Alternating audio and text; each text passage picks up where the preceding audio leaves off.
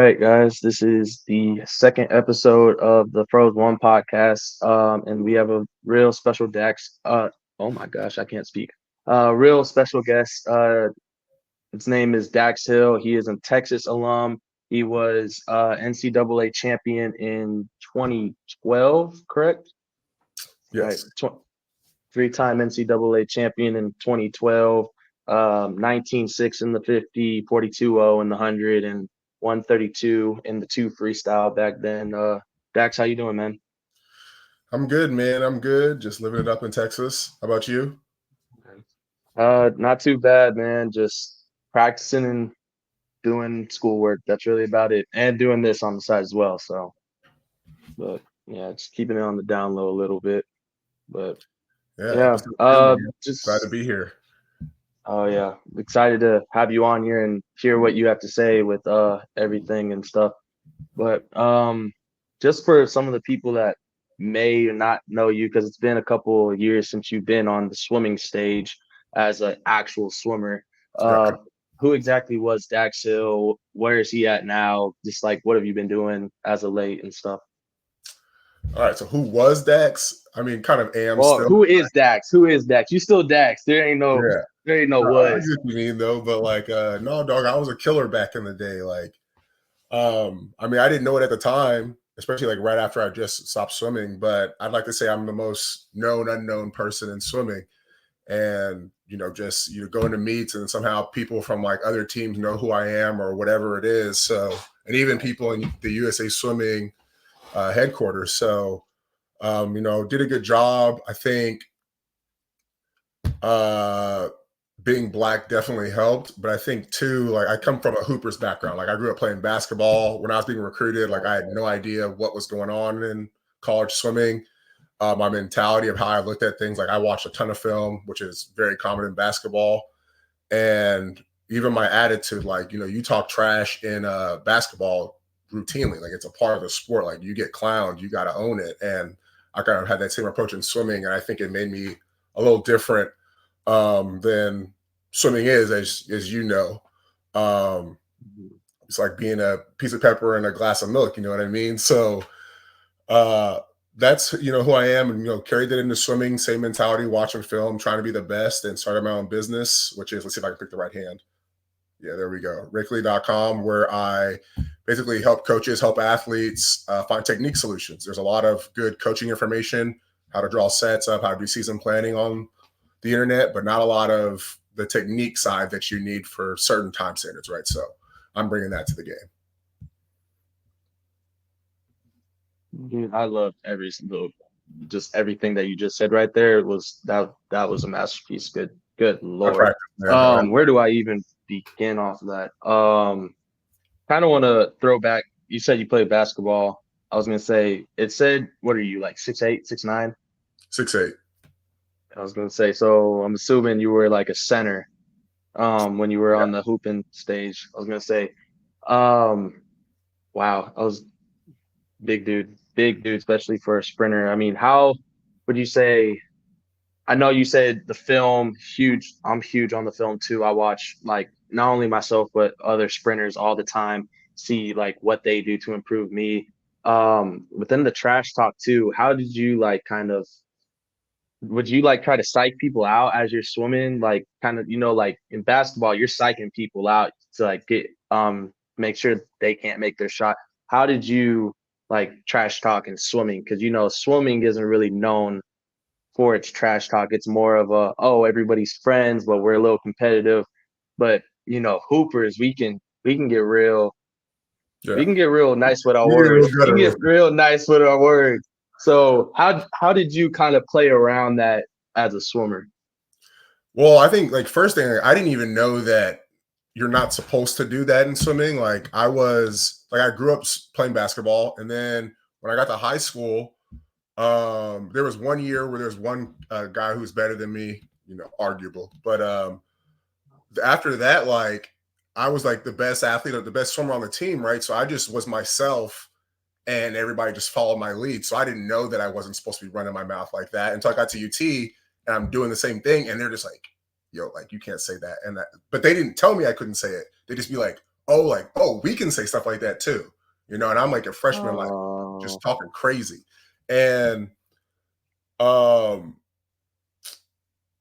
I think uh, one thing that I definitely did, like, I am a pretty ruthless competitor. You know, shout out to my mom. Like, she raised me to be like a total killer as far as competition goes. My dad too. He'd always like in basketball practice, like not in basketball practice, but he's like, yo, like you need to be the alpha, like stop deferring. And I'm like 12 years old, like who knows what that means? But you know, yeah. you pick it up as you go on, and it got to the point where, and this is why I say like people follow my lead, where it's like, yo, like if we're gonna go do this, like I'm gonna be on your case about stuff.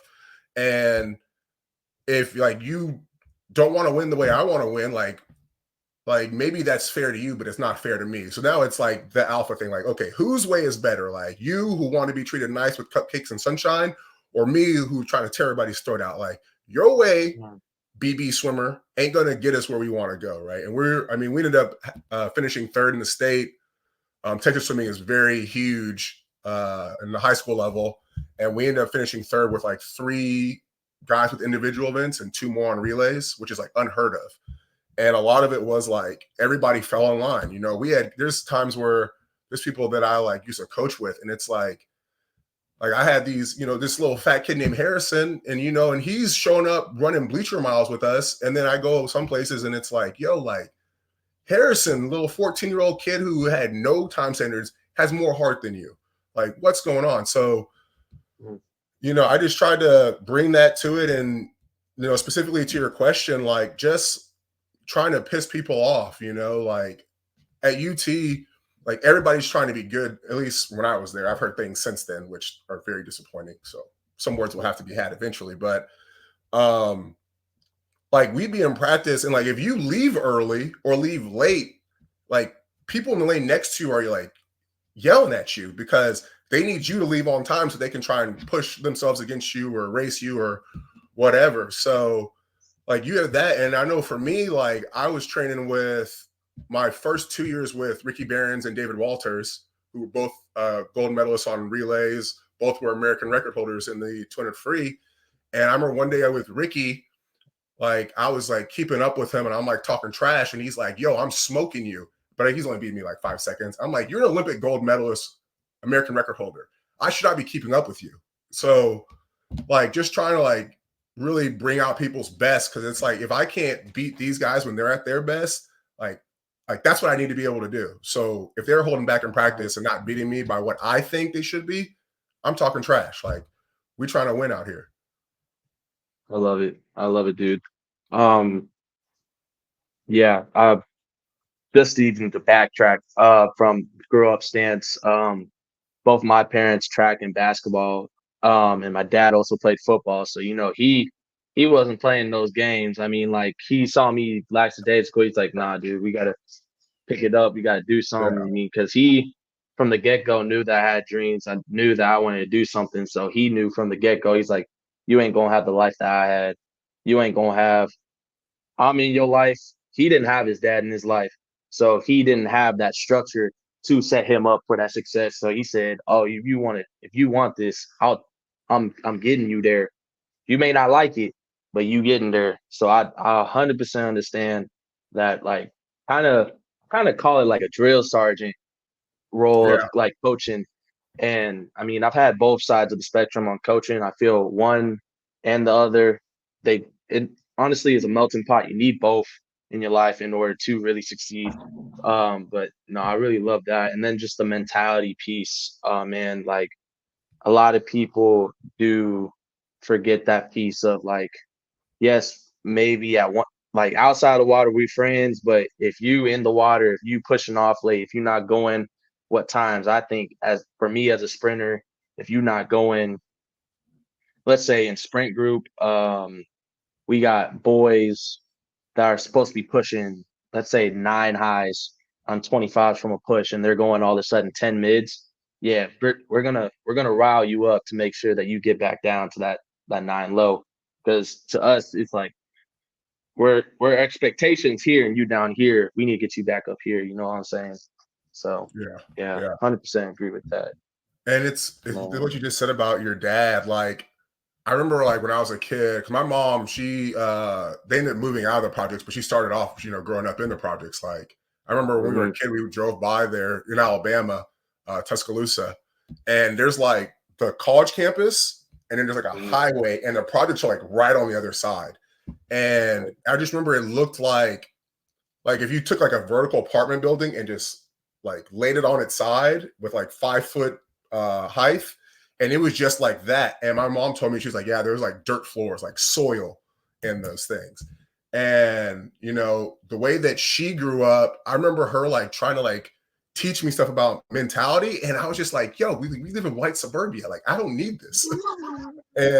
But now I'm like, oh, like I can tell somebody who's like has like a high integrity like immediately. And like when I think about it, it's like, why is that? You watch like get movies like or TV shows that take place in the hood. And one of my business mentors, he's from where's he from? Pasadena. And like the hood too. And he's just like up, like when you're around like that type of environment, like the only thing you really have is your word, and consequences for not being like who you say you are instant. So if you're around people who have never grown up where it's like, if I'm not true to who I am, there's going to be an instant consequence. You can tell people who are used to like consequences being down the road where they think that they can fix things and then finagle if they get caught. And you can just be like, like, yeah, this guy might get away with it and look good on paper because he's never been caught. But if the consequences that happen, like the moment he opened his mouth, like he get, socked in his stuff. So, I think like now being in business, like I'm so thankful my mom raised me like with that mentality, and my dad too, like being the alpha and just being a good person. I think being a good person with that type of mentality is, I thank my parents for that, for sure. No, for sure. I 100% agree with you. Amen on that. So kind of just backtrack a little bit later, but kind of want to move on to a different subject. Like we've been just talking right now about our mentality and like how some of our parents grew up and how that has factored into how we grew up. How did you even like begin to start to have the idea that you wanted to swim? When, like, did you start swimming your whole entire life? Was it like kind of oh, I just did it for jokes and all of a sudden this happened and now I'm here? Like, what happened? Right. So my mom and my dad always had us in the water, like swimming and stuff. They don't have a background in swimming at all, but my neighbor, his name was Nick, he had a sign from the club team in Round Rock it was at the high school, at Round Rock High School, but it's a summer league team, not a club team, a summer league team, and it was the Round Rock Dolphins, and he had got something like the Dolphin Award or something. But yeah, so I wanted one of the signs. So my parents were like, no, like you need to get your own. So they signed us up for the team. I don't know if it was the next year. It might have been that actual year because I was 7. And I was terrible. I was really, really bad. My brother, without a doubt, is like the most talented athlete I've ever seen. Like, and especially swimmer. Like my brother ran a 4.8, I think, when he was in like 7th or 6th grade. Like crazy. Yeah, he was a crazy athlete. Like when he swam at UT for 2 or 3 years. When he got there as a freshman, he outbenched the entire team. And he was only like 6'2", like 170 pounds. Ooh. Yeah. And I was like out deadlifting the whole team my freshman year. Like I was deadlifting 450. And yeah, with like long legs. So like, and then his sophomore year, he was out deadlifting the whole team too. So like he was the fastest 14-year-old in the country.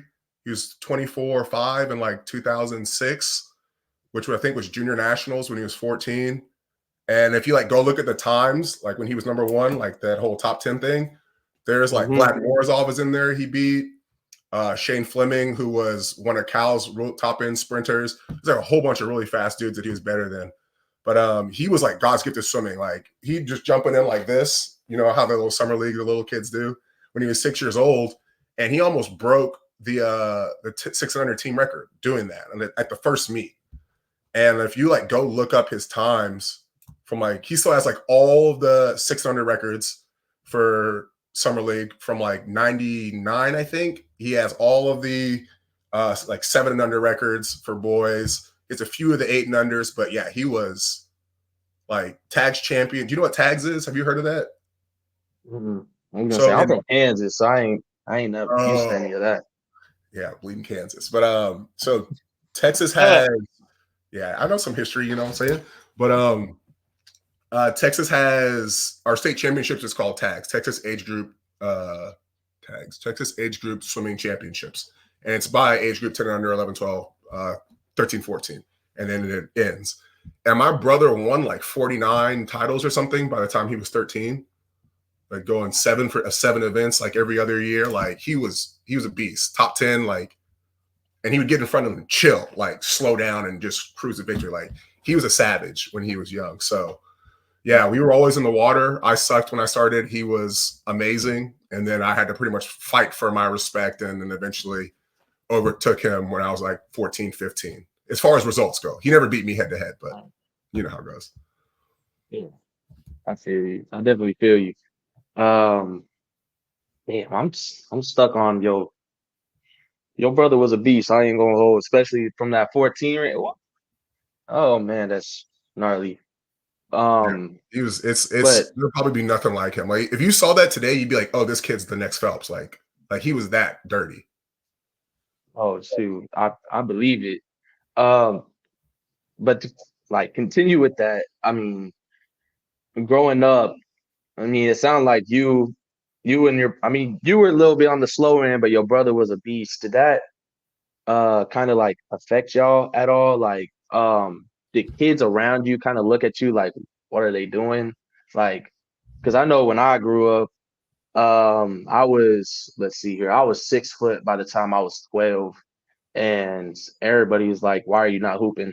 That's a waste of God-given talent. And I was like, what do you mean? I'm Yeah, like one of the fastest in the nation. I'm like a top, I don't even knew how old fast I was back then, but one of the best in the state, if not in the region. And they're all like, we don't care. It's like, why aren't you hooping? Like, did you and your brother ever experience anything like that? Or is I don't think my brother did, because I was kind of like already older than him. So once, I feel like the heat that hit me probably hit him a little less. And he would like bring his like race videos to like school and like show like they'd be presented like to his class on like the TV or whatever. But yeah, I got it a lot. Like I think I was always tall, like stick, skinny kid. But I caught a lot of that, like being tall, like, and I was like in advanced placement, like math classes, you know, talking white, and I caught all of that hell growing up as a kid. Like I was 6'4" when I was 14, right? And I was in basketball and track, but you know, it was definitely a rough time, like finding my way or my place, I guess. But it was also kind of interesting because like I didn't fit in with like the white kids or the black kids. So like I kind of got like a bird's eye view of like stepping back and like seeing everything going on, you know? So it was, yeah, it was interesting, especially at the time, because me and my brother, like we were like the only black kids in swimming. It was me, Carrington, this kid, Chad, who was like an underwater dolphin kicker, Trey Gregory, who swam at Navy, but he was from up in Dallas at Lakeside Aquatic Club, which is where I think Max Williamson, is that his name? Yes. So that's the club team that Trey Gregory was on, and Max Murphy, he was a backstroker who swam at Auburn. But yeah, like there wasn't a whole lot of us, so like we stood out hardcore, and we were like winning. Like I didn't know. I mean, I had my like thoughts about, because I never won the way my brother did, but I went back and looked at results like about 5 years ago, and I was like fourth, second, third, like at all these meets. Once I started getting into tags and routinely and got my head on right about my training. But yeah, we stuck out like a sore thumb. And I think, like I said, the thing about like being the most unknown, like a lot of the people that were like young coaches back then are like still coaching now. So in like the Austin area, I have like a huge network in the swimming community from coaches. And then, up to zones, same thing, me and Carrington. And then there was a kid from Georgia. And, we're up there winning. I got the High Point Award when I was 16. And then, you go to UT, storied program, and then you do your thing there. So in a way, like people were able to like track me through or like watch me grow up in the sport, So I think it got me a lot of respect and, doing things differently. Like I said, with all the trash talk, like, it was definitely a weird beginning, being the black kid who swam and didn't quite fit in. But within swimming, I think it's served me incredibly well. And now, the world's changed, or people's perspective, I should say, has changed. And, it's a cool thing to do now. So I'm happy with it. Somebody's got to crawl so someone else can run. You know what I'm saying? Totally.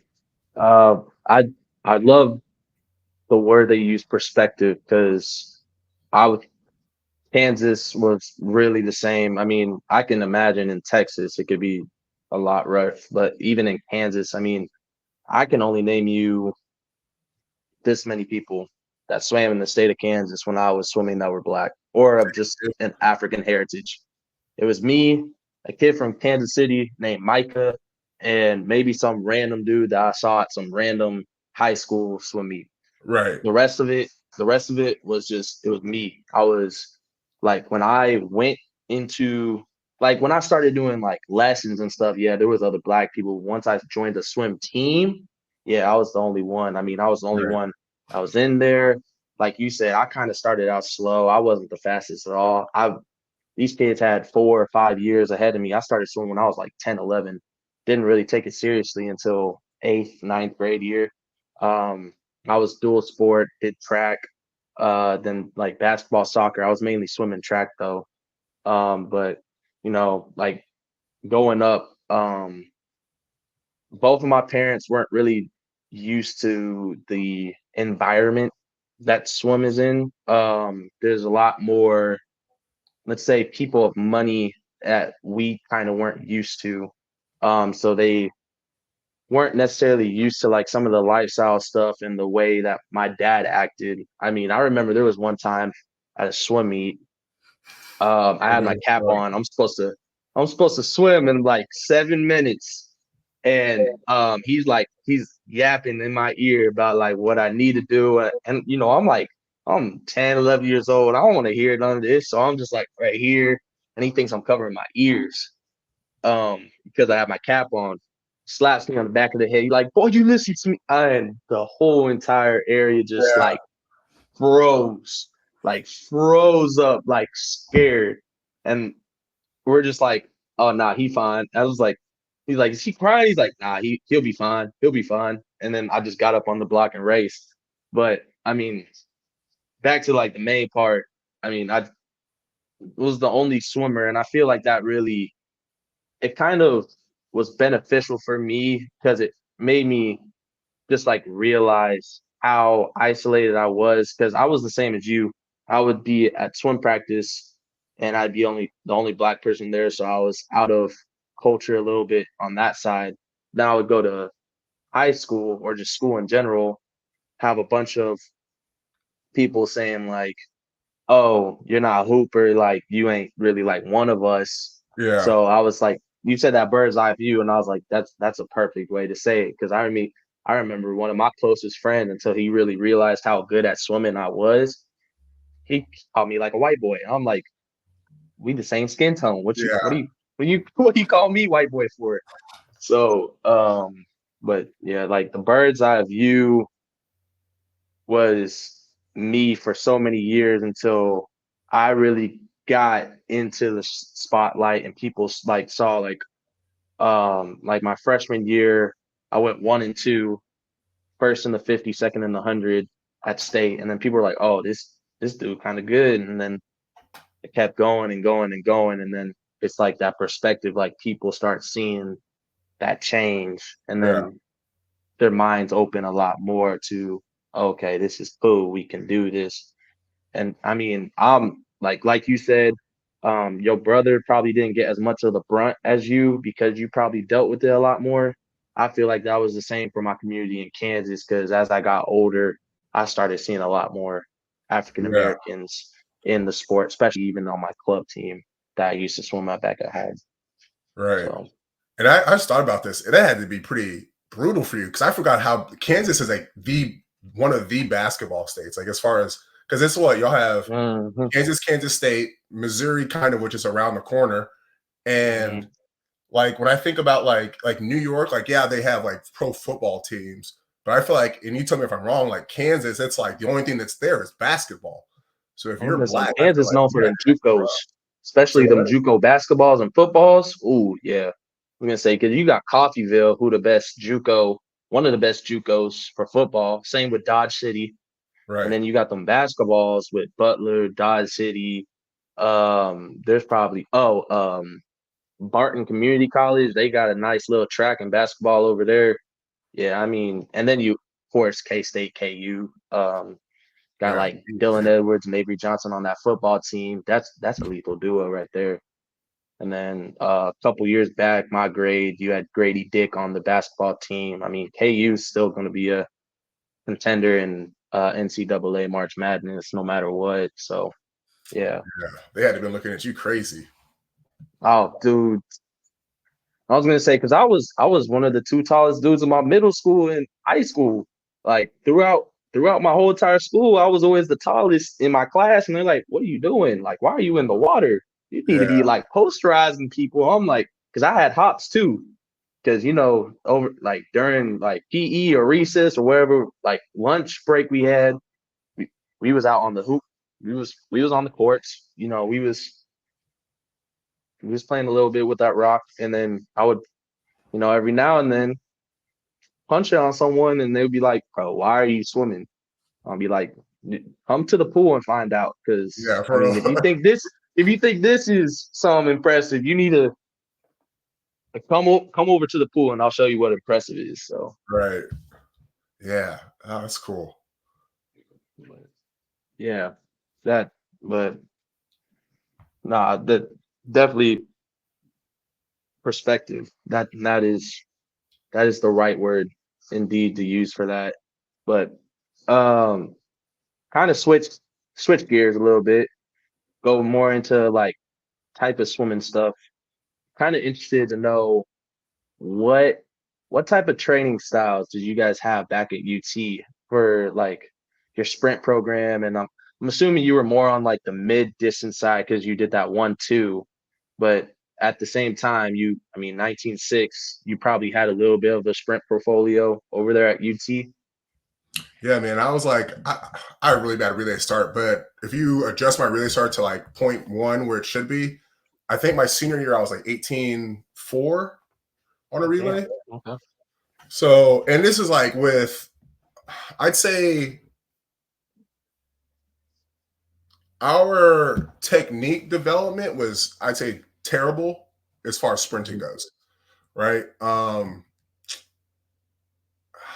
Our, up to my standards, I'd say overall, but sprinting, at least with what I know now, but yeah, our sprinting was terrible. Like we had this guy, Madison Winsler, who couldn't break 20 point, right? But could roll an 18.8. So it's just like something is going on with like how we're flat starting and how we're actually swimming after that. Like, because he was an amazing athlete. Like, he was a track kid from Tennessee, swam at a Nashville Aquatic Club, Okay. and just a late starter. And it's just like how is this happening to us? But then Cal and Auburn always will have some like fifth year guy come out of nowhere and score points in the 50 free, but we can't get our act together, right? So that's kind of like what happened to like me making this my company was the way that we trained at UT. Like when you consider the technique stuff I just said, um, that the training Eddie put us under, like the fact that he was able to basically like out coach and taper, like I'd say with what I know now, hard limitations to how fast people could swim, right? Like I couldn't pull at all when I was in college. And I didn't know how to pull because it looked like I had a great like catch or whatever. But it wasn't until I left and went and learned under David Marsh, I was like, oh man, like I can't pull at all. And then he like showed me how to do it actually. But yeah, like everybody trained up. Like sprinters train like middle distance swimmers. Middle distance swimmers trained like, or I'd say 200 freestylers trained like 400 freestylers. And then milers were just, in purgatory until like 3 weeks out of NCAAs. But yeah, man, like sprinters, like they're doing probably like 2 or 3 repeat 100s, a little rest, maybe some short 50s, fast 25s. And then like that's a whole round. And they do that a few times. They hit maybe 5 to 6 grand easy. We hit 6 grand also, but it's probably like, or it's 200s and 400s. Milers, they're doing whatever they're doing. I don't even know. I remember one day we watched them do 100 100s on a minute, and there was like 2 backstrokers who did like, one of them did 66 100s on a minute backstroke, and the other did like 50 or something. But like that to them was like a fun set because they're going 50 points, so they're getting 10 seconds rest, so they're like chilling, But yeah, it's like, I think, and on top of the overtraining stuff, like I said, like my hooper mentality also got me in trouble because I'm thinking like, okay, I need to work harder to swim faster. Swimming is not like that at all, right? Where you work harder, you're going to overtrain and kill your body, and now you need 3 months to taper, and nobody knows until it's too late. So I moved up to middle distance group after my freshman year. So the summer of that year, I moved up, and so I was recruited as a breaststroker, primarily with like 200 freestyle potential because they're the same day, right? And my breaststroke went to garbage my freshman year. The week of conference champs, I got sick. I have ulcerative colitis, and I had like a relapse, and I lost like 35 pounds in a week. And I went into the meet, and having not trained the 200 freestyle all year, went like 136 at like 185 pounds, which when I left high school, I was 195, right? I got to like 220-ish. And then I was like I think the last day of the meet, I was 179. So, and I went 136, right? 2 seconds faster than my high school time. So I was like, oh, okay, maybe that's a good sign. So I moved up. That summer made World University Games in the 200 free and the 100 free for relays. But yeah, after that, trained middle distance. Didn't know this, but I was digging myself into a training hole. And like, I wasn't a sleeper. I was a knucklehead on the weekends. Like, I'd be on the weekdays, I'm up to like 3 a.m. watching film, going to sleep for 2 hours, wake up, go to practice. Right. So like, it was, Eddie thought I was playing video games. I wasn't Eddie, but yeah, dude, it was like that. And then like the technique stuff, like I was all legs in practice. I was all legs when I raced. So my legs were overworked. And then 2012 won the 200 free. Was selected as like a dark horse to win the 200 free for trials. Went to trials, had a terrible meet. Senior year, worst meet. And then national championships world champ trials that year. Went to that meet, swam like garbage. And I was going to quit and try to walk onto the basketball team, but Cubic came up to me and was like, hey, like, let's keep resting for the next like month and a half and just go to US Open and see what happens. All right. So I do singles, 30 minutes practices, taper all the way through. Let's see, it would have been end of June. So July, and then August is the meet. August like 1st or whatever. And I dropped like almost a second in my 100 free and go like 49.1 from like 49.9, I think was my best time. And my 200 free, I was out fast, but garbage technique. It was bad. But yeah, after that, Chris was like, well, I think we overtrained you for the last 2 years. And it's like, oh, well, it happens. And then went and trained with David. So yeah, man, like the training environment, it was like the environment was great. Like people work hard. Like if you're not pushing it, like you are going to get called out for it. You get to race people who are, the best in the country, in the world, really. Cause Jackson at that time, Wilcox, he's from Tennessee, was on the national team going to world champs in the mile. Clay Youngquist was a member of the world champs team. And he was a freshman when I was a junior. So I trained with him for 2 years. Before that, I had Scott Jostis, who was a 133 200 freestyler, and then Ricky and Dave. So, you go there for that environment, to train with people who are the best. Like if you want to be the best, like they're there, So yeah, it's like hyper competitive environment. I remember one day in practice, like this is when David was still on the team. He was a senior, I was a freshman. And we were like, it was after a hard practice, we were going 100 all out from a push. And Eddie was like, and him were like, okay, yeah, like let's try and go 46 from this push while you're tired. And I was like, no, I was like, if you're the man, you go 45. And I just like kept saying it because he wouldn't respond to me. And then he pushes like a 45-6. So like it was an amazing atmosphere, but I think I think everybody was overtrained, like for sure. And we were still winning or placing second, right? So that just shows you how amazing of a coach Eddie and Chris are, that they can overtrain you and you're still going to be competitive, So yeah, it was great training environment. And I think, looking at like kind of understanding the overtraining thing, and especially the sprinters, like who were training like middle distance swimmers, like I think we could have won a lot more, but it is what it is. We were competitive. I'm happy with it. Mm-hmm. Yes. Can't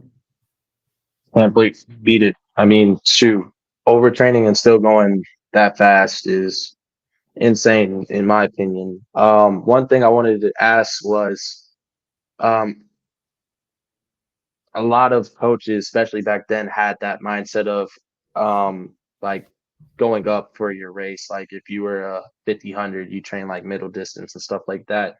But now with the current time, you got people like Brett Hawk and his Sprint Revolution and Cam McAvoy, who have all, both of them have expressively stated that for them, quality does not, or quantity does not equal quality. And that, I mean, Cam McAvoy proved he went 21-1 Yeah.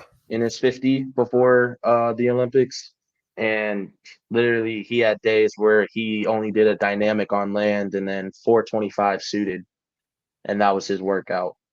Um, what's kind of your opinion on that standpoint, as like that super hyper focused type training, especially for sprinters? Do you think that's really necessary, or do you think that like no, that's like the next I think there's more thing ways to of skin a swimming? cat. I think it's like another way to skin a cat. Uh, no pun intended. Geez, with all the stuff that's going on right now. But uh, I think we're moving towards singles. I think it's very, very close. I know. So when I learned the stuff from Dave, I didn't get it at the time, and I wasn't a great communicator, so he didn't think I was trying. But when I moved back here and I started, like, it clicked. I remember one day I went to, I was in practice at UT, and it was like on like the last 10 minutes of practice, it clicked. Like how to swim inside out, use your core to pull, and how to actually catch the water. And I decided, okay, like let me put paddles on to kind of like exacerbate it and see how hard I can go all out. And I couldn't make it like a 25. And my arms were just like fried. Like it felt like I was lifting weights in the water. And it was kind of just like, oh, like basically I've been training wrong this entire time. Right. Because I should have been training whatever, like aerobic or whatever, that I should have been aerobicing my arms that way.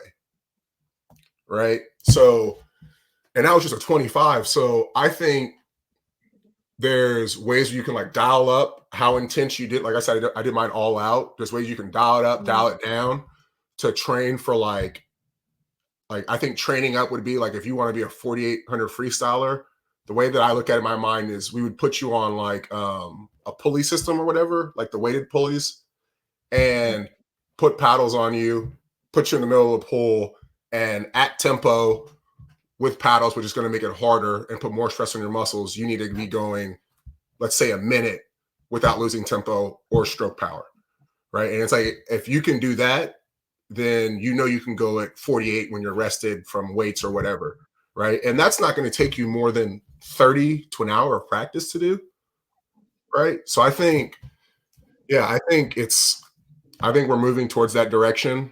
Like, if I start training again, I'm planning to like do some things just to experiment. Like, I don't understand how it can't be that easy. Like, if that happened to my muscles or in a 25, I don't need to be in the pool 2 hours. You know what I mean?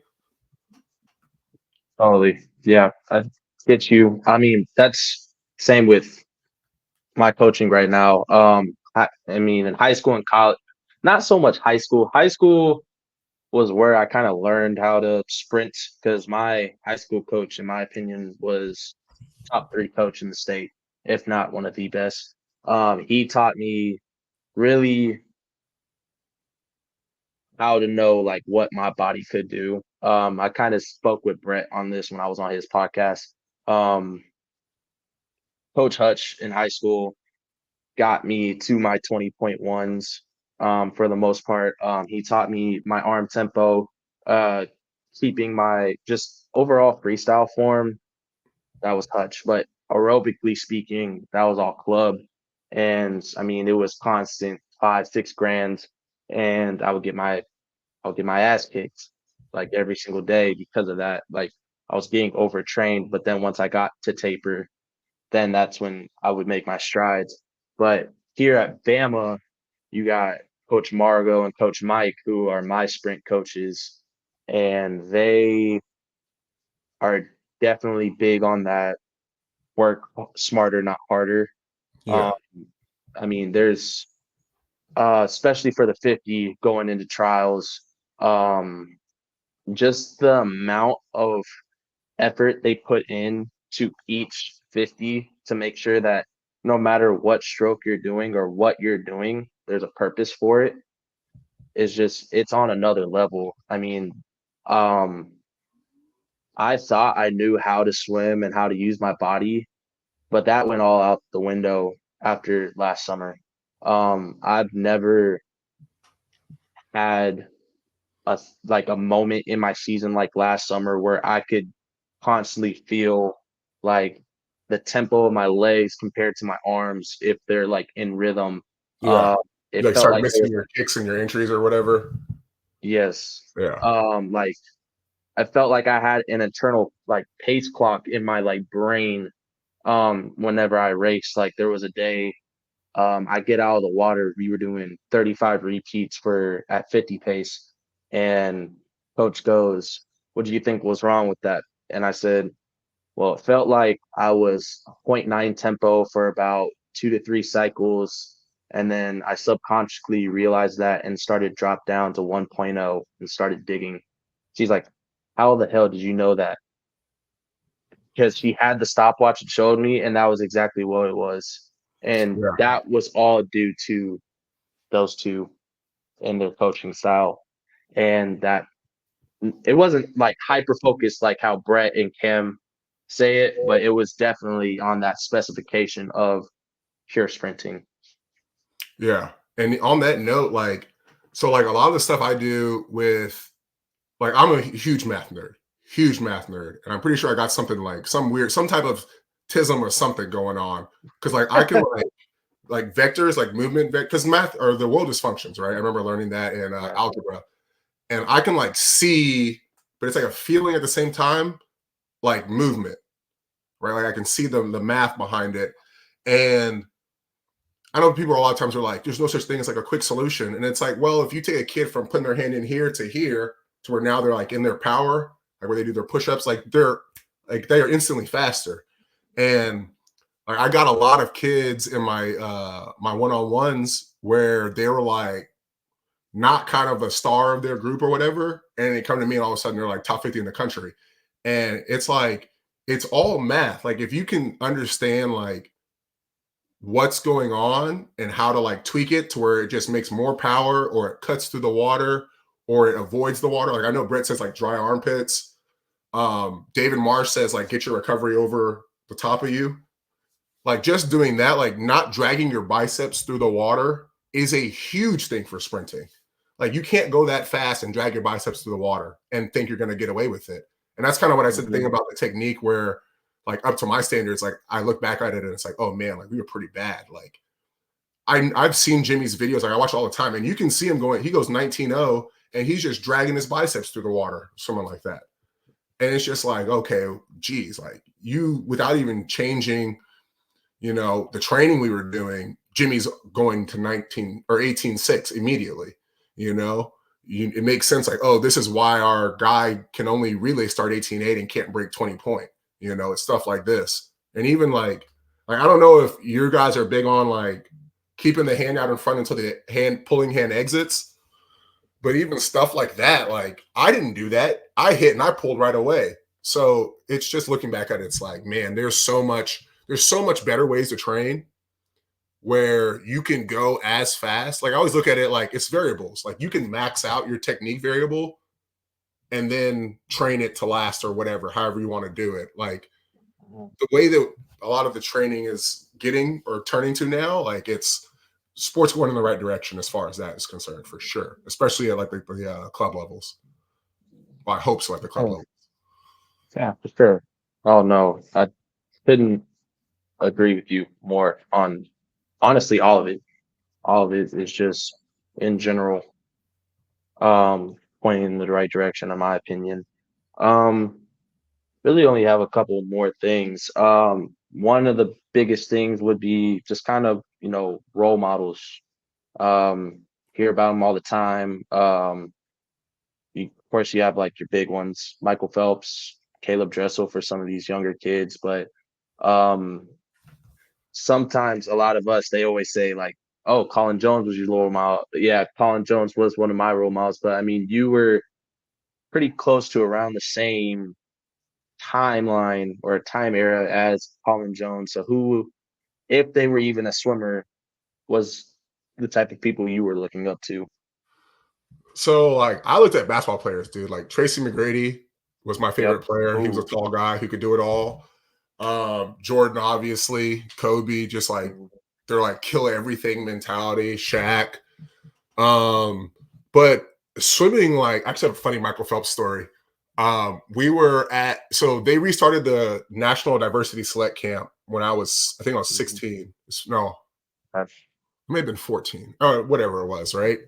And Sounds it was about like right. like the revamping and re-upping of it. And we're there. And like I said, I didn't know anything about swimming. And so it'd have been like 2005 or 6 or something, right? And we're like sitting in the bleachers, and it's like all like black kids, Asian kids. And Phelps comes and talks to us. And I'm just like, yo, who is this white guy talking to us at a diversity camp? Like I just remember thinking that, and I was just like you can't be, you got to be joking with me right now. Like this is a diversity camp. What is going on? And obviously you found out later, or I did, like, oh, that's actually the future greatest swimmer of all time. But yeah, I didn't have a lot of I wasn't very into swimming like that, keeping up with like the actual sport. So I didn't know a lot of stuff at all about like diversity. Like I knew me and my brother, and nobody ever told us like, hey, I think I would have been Colin, I think he won in, do you know when he won the 50 free? Was that 04 or 03 or something? It was 02, I think. I think it was 02. Oh, it was before I was born. I'll say that. Okay. When were you I born? was born in 03. 03. Okay. So it was 02, I think. So I'd have been like 12, I guess, at that time, right? And he hadn't really done his thing. Like I think he kind of really popped off after the Beijing games. So yeah, we didn't know anybody. Certainly not black males.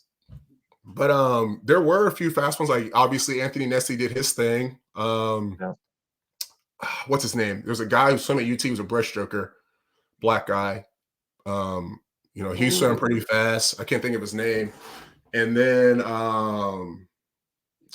yeah, I remember like the first time I met Colin, we were at some it was like a mini pro-am in San Antonio. And it was 50 freestyle. And that was the first time like me and my brother had ever seen like a black guy that was like our size, because he's like 6'4", right? My brother was 2, I'm like 6'6" at the time. And he went like 19-1, and it was just like, oh snap. Like, so there's actually fast black people out here, right? I remember we like talked to him in the locker room. We were just like asking him, and my friend Chad. So we were just like talking to him in the locker room and stuff. And yeah, I think it was kind of weird for him too, because I remember he was like talking to us, but like didn't really want to talk to us. And I just remember thinking about that. I was like, oh, this is probably weird to him too, because there ain't like a lot of black people in the sport at that time, trying to talk to him as like a normal person, So yeah, that was kind of the first time I was like, oh, like you can be black and go really fast in this sport. Like it exists, So yeah, that was a cool time, to meet him, and it's before he really popped off too. So yeah, shout out to Colin, and I trained with him at SwimAc. So yeah, Oh, let's go. yeah, I was up there with him, Roy Birch, who swam for Bermuda, and then Ariana Vanderpool Walls, who, NCAA record holder at Auburn. But yeah, I was up there with all of them at the same time. That's awesome. I was gonna say, I was wondering if you were gonna bring up Nessie, because some people Nessie is slept on a little bit. Nessie is slept on a little bit. I mean, Majorly. first man of African descent to win NCAA's Olympic gold and be a head coach of a U.S. or Olympic team. Like that is a crazy stat line. Yeah, and he beat Biondi. Like that's a huge win.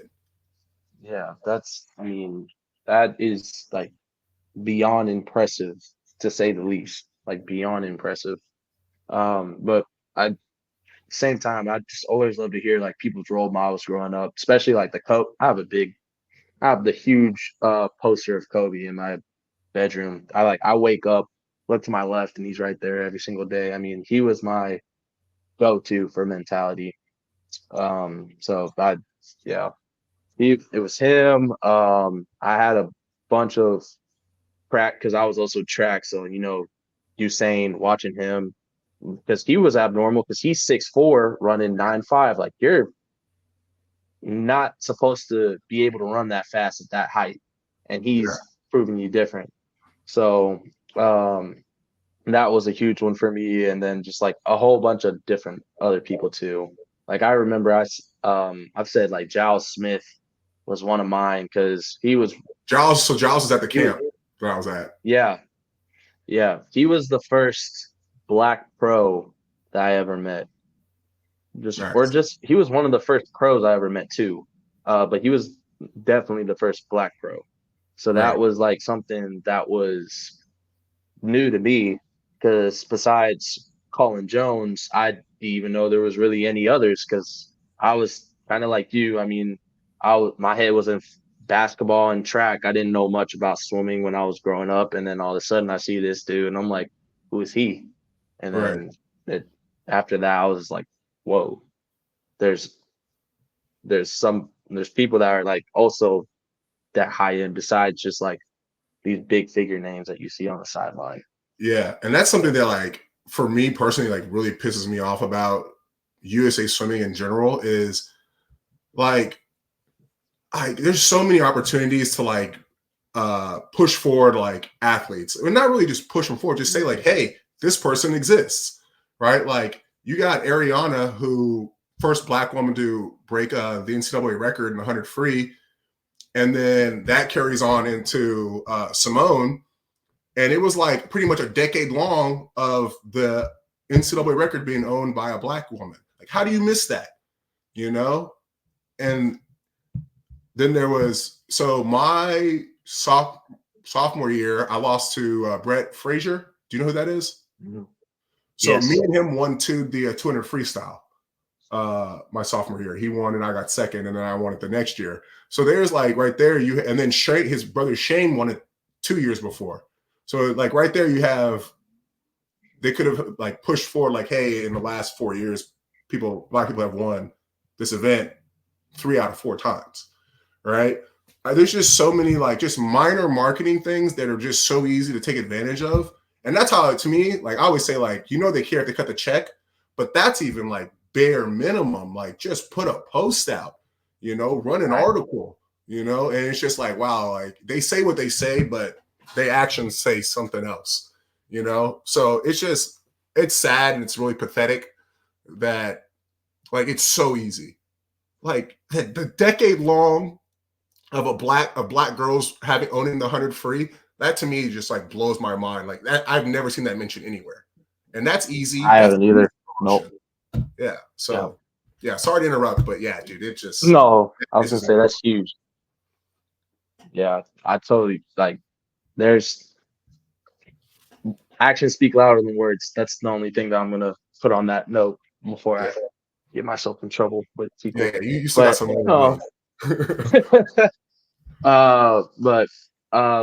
really the only thing I have left for you is I always like to close off with what tips could you give to the younger generation to push them forward in life In life, so or we'll just say in the younger general? generation and then younger generation of swimmers, right? To the Hmm. younger generation, get involved in swimming. Um, and then to the younger generation of swimmers, like depending on how far you want to go, the time you need like a 10-hour minimum. I forget where I heard this. I saw it on my feed. I wish I'd saved it. Probably did, but they said that you need to be doing 10 hours plus outside of what you're doing, right? So if you have like mandatory film hours, practices, weights, and say that's 40 hours, it's another 10 on top of that. If you're in club swimming in high school and you're only doing 20 hours, it's 10 hours on top of that, right? And when I think about just like the stuff that I learned about swimming, like a lot of the things that I think kept me afloat while I was overtraining was what I studied, right? Like learning how to kick, learning how to use my posture in the water, learning how to do as much of a vertical form as I could, learning from my teammates. You know, Pearsall was my lane buddy my freshman year and taught me a ton about my breaststroke kick, even though he's not a breaststroker, right? So, and then taking that, watching film, see if it checks out, and then trying to apply it in the water. So I think swimming is probably the worst sport as far as the standards of other sports and what it means to be successful. You know, there's personal trainers in basketball, track, you got like your team, and then you got your dude on the side, right? Swimming does not have that. I think you should probably find that. Try and find somebody that has been where you want to go, and then put in the hours. You know, that's also why I made my business. Right? Was like I didn't have any type of guidance, and this is actually something I wanted to ask you about too. Um, you had mentioned like your parents were unfamiliar with like the swimming community. My parents too, right? You know, they're not used to a bunch of white people coming up to them like, "Oh man, like your kid's amazing." Of course, they know, you know, who's the dad and mom of me and my brother because we stick out like a sore thumb.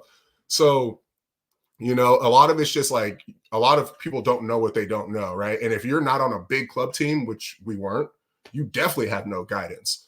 So, like my business, so we kind of, I'll send some content to you and you can check it out. I actually want to talk to you about it also, some All right. NIL stuff. But yeah, it like has everything I learned there broken down into drills and kind of teaches them like if there was a basketball, like I think about you dribble with your right hand, dribble with the left, learn a crossover, learn behind your back. Then you start chaining it into moves and uh, game applicable scenarios. Like that's kind of how I built my content. So, you know, research, spend the extra time. If you can think of anything that obviously within the boundaries of trying to be the best that everybody doesn't want to do that thing. Do the things that everybody says they don't want to do. Like whether if and that's an easy way. Like you can, you know, if a car crash goes on, most people are gonna run outside and look to help and or start calling the police or whatever. Like say that all everyone calls 911, you go straight to the car and try and get the people out, right? Like do the thing that everybody's do the thing that's not what everybody else is doing. And that's the easiest way to, you know, get ahead in life. You know, you look like a genius because eventually everybody ends up doing the other thing anyways, but now you're the first one there. And a lot of time it's just being, you know, first to market, first place. You know, you just got to figure out what it is that everybody's doing and do what they're not doing. So I agree with that. Be unique. That's what my grandpa told me when I was growing up. Be unique. Yeah. Um, but uh, all that you just said, 100%. A lot to dissect from there, but all good. Um, definitely, definitely a lot more information that we can bring up another day. Especially want to pick your brain on some other things that you've said throughout this. Just want to kind of just write it down on paper before I really ask those questions to really understand or just put it on air what I want to get out so we can really get people to get what we're trying to say. But really appreciate you coming on here and taking the time to talk to me and have people out in the world listen to what you had to say. Yeah, for sure, man. Thank you for hitting me up. Yeah, no problem. But that's it, and that's all I got. So, yeah, um, end it here. So, peace out. Peace.